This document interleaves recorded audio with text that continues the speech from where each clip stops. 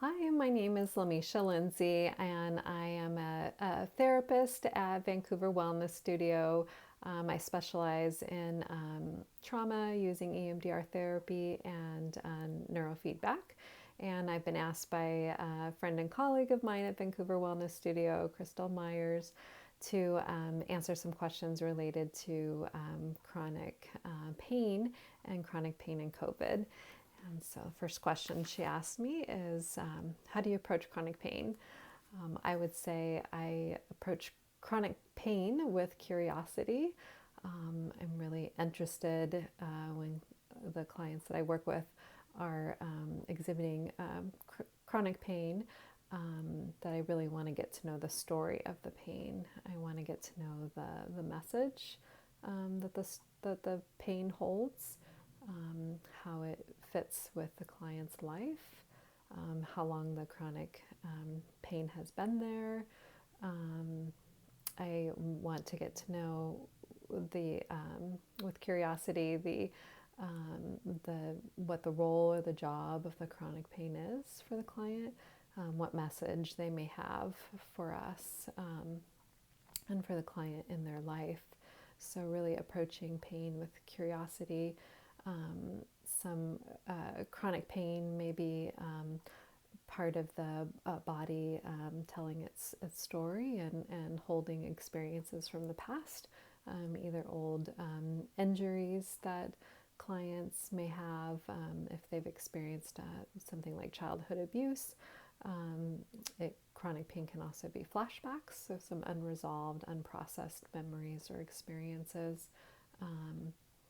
And not all chronic pain may be related to trauma experiences, but it can certainly traumatize somebody to have chronic pain, and having to deal with the ramifications of chronic pain can be traumatizing for clients as well. So I try and get to know that story too. How are you seeing the impacts of COVID affecting your clients with chronic pain? I think COVID, is impacting all of us, but I think that because we have not ended this time of threat with COVID, and we have not come to a place of safety where the threat is over, I think our immune system and our nervous systems are on alert in that fight, flight, freeze sort of response. And so I think people are bracing, they're holding their breath, they're more sedentary, they're not receiving the nurturing, the hugs, and the closeness that maybe they would be getting if they weren't so isolated.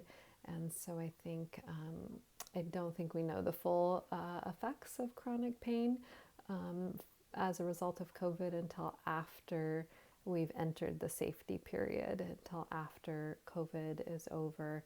And so I think it's exacerbating people who already have chronic pain, and I'm curious as to see what how people's bodies are going to feel after COVID is over, and we may experience more chronic pain, just like we're experiencing more mental health issues as a result of COVID. And perhaps when it's over, we might see more than we even are seeing now. What have been some of the most successful approaches you've used in lessening and preventing chronic pain? Well, with EMDR therapy, we target pain, the pain experience. So when the person was injured or when the chronic pain began, we can target medical issues, procedures, surgeries related to the chronic pain. We can target